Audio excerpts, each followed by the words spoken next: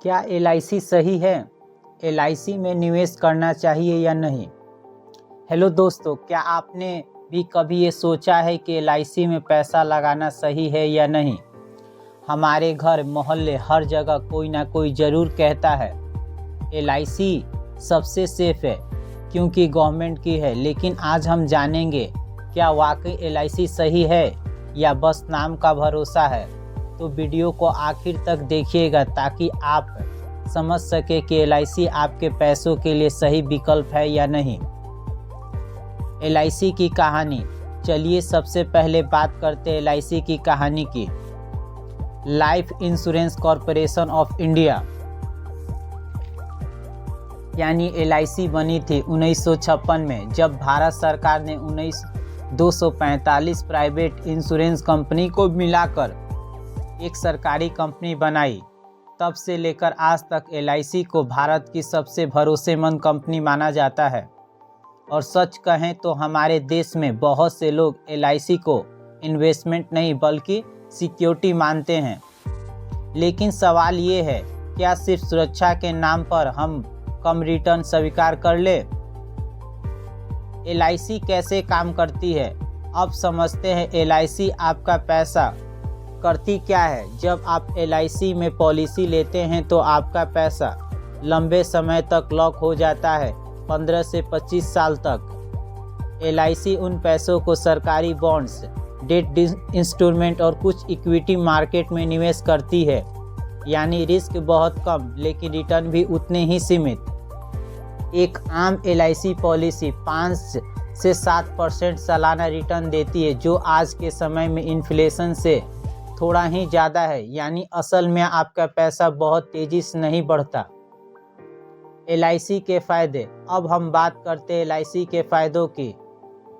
सबसे बड़ा फ़ायदा सेफ्टी, क्योंकि ये पूरी तरह गवर्नमेंट ऑफ इंडिया के अंडर है। अब तक एलआईसी के साथ किसी निवेशक का पैसा नहीं डूबा।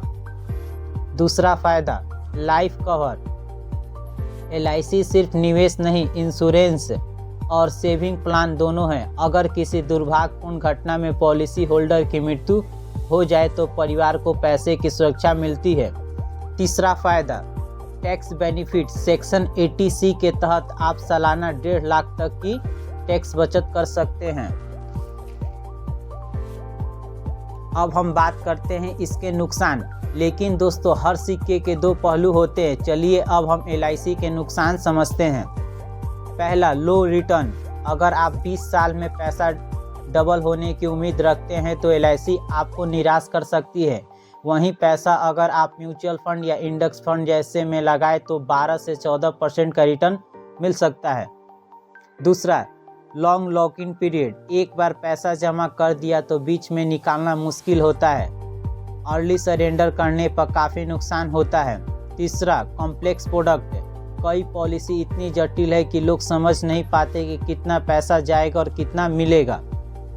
अब हम बात करते हैं इसके कंपैरिजन पर। अब थोड़ा कंपेयर करते हैं। मान लीजिए आप एलआईसी में 10 लाख रुपए लगाते हैं तो 20 साल के लिए अगर आपको औसतन 6% रिटर्न मिलता है तो आपको मिलेगा लगभग 32 लाख। लेकिन वहीं 10 लाख अगर आप म्यूचुअल फंड में लगाए 12% रिटर्न पर तो आपको मिलेंगे लगभग 96 लाख।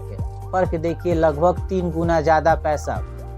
तो क्या एलआईसी बेकार है? नहीं, एलआईसी उन लोगों के लिए ठीक है जिन्हें रिस्क नहीं लेना और बस सेफ्टी चाहिए। लेकिन अगर आप अपना मकसद वेल्थ क्रिएशन है तो एलआईसी से बेहतर विकल्प मौजूद है।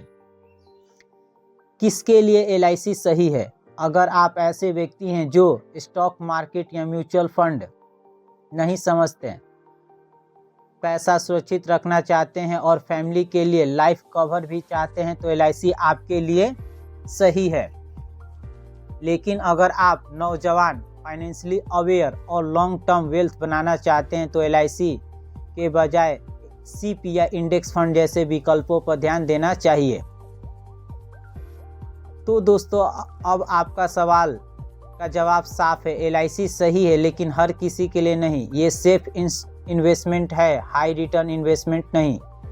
अपने गोल के हिसाब से इन्वेस्ट करें और किसी भी पॉलिसी को लेने से पहले उसके टर्म्स ज़रूर पढ़ें।